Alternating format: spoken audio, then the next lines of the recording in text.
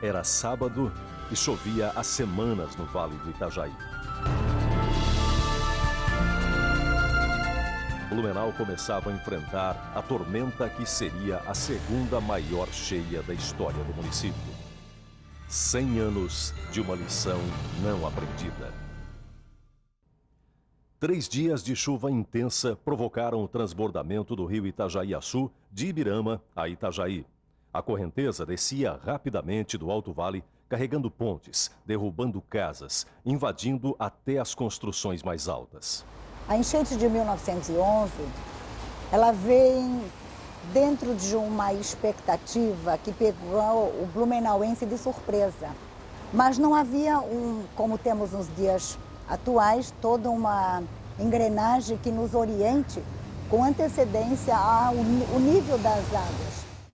No domingo, sem energia elétrica e com a maior parte do território central alagado, as pessoas começaram a se desesperar com a água que não parava de subir. O antigo porto, a prefeitura velha e a estação de trem já estavam embaixo d'água. Quem tinha sótão em casa levantou os móveis e alojou a família no andar mais alto. Domingo. A cidade não teve nem trajes, nem semblante domingueiros. Um lago imenso a encobria, de um a outro ponto. Tudo quanto estava no primeiro pavimento estava à mercê do dilúvio. Pianos, mesas, armários. Jornal Blumenauer Zeitung, 14 de outubro de 1911. O pico da cheia foi alcançado segunda-feira ao meio-dia com 16 metros e 90 centímetros de água no centro.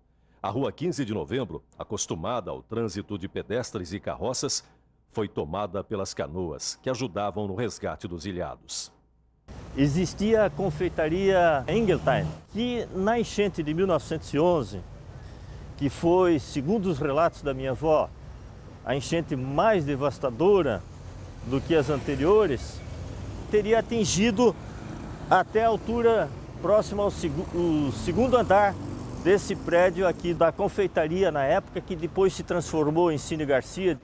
Que a Alameda Duque de Caxias, hoje assim conhecida, na época ainda chamada de Alameda Doutor Blumenau, ela foi duramente castigada. Aqui existiam vários pontos comerciais que foram atingidos, inclusive o Paço Municipal teve também um nível de água muito grande.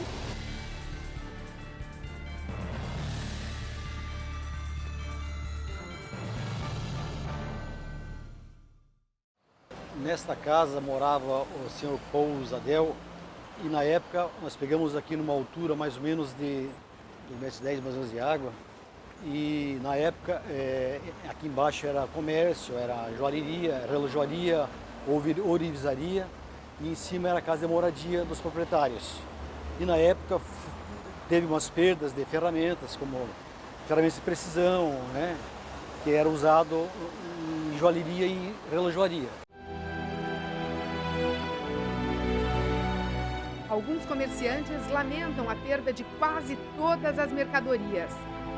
Artífices pranteiam a falta de seus instrumentos, que frustrará os modestos proventos para a subsistência.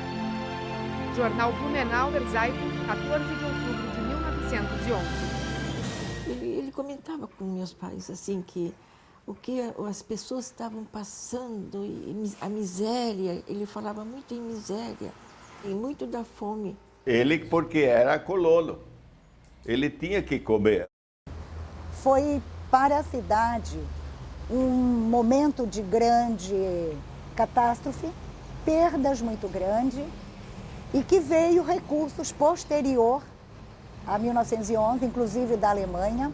Após 1911, os governos e a população sugeriram medidas para acabar com as cheias, como mover o centro da cidade para lugares altos, construir um muro de arrimo na margem do Itajaí-Açu com a Avenida Beira-Rio e criar canais para desviar o rio e aumentar a vazão até o mar. Mas ações de prevenção sempre foram esquecidas. Até a década de 1980, a previsão das cheias era feita pelos operadores da usina do Salto, como o seu Fritz Meiler. 28 enchentes, Eu passei aqui fazendo o controle, voluntariamente. Isso não era só durante o meu expediente normal de serviço, como também de noite. Enquanto estava aumentando, a gente ficava aí fazendo as curvas, vinha aqui fazer o serviço.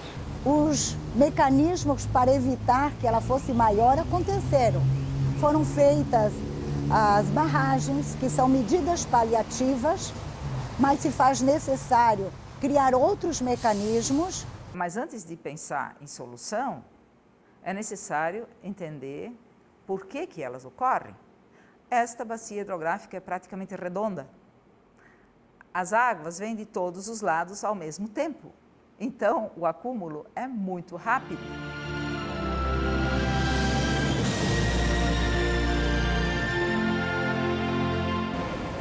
E o que o blumenauense aprendeu dessas cheias? Afinal, não é somente 1911, 1880. Nós temos um ciclo de cheias que atinge um número mais de 80 enchentes em Blumenau ou no Grande Vale do Itajaí. Sempre dizia, porque ele conhecia essa grande, né? Ele sempre dizia, ainda não foi dessa vez. Ainda não foi. Eu quero ver outra enchente do tamanho daquela.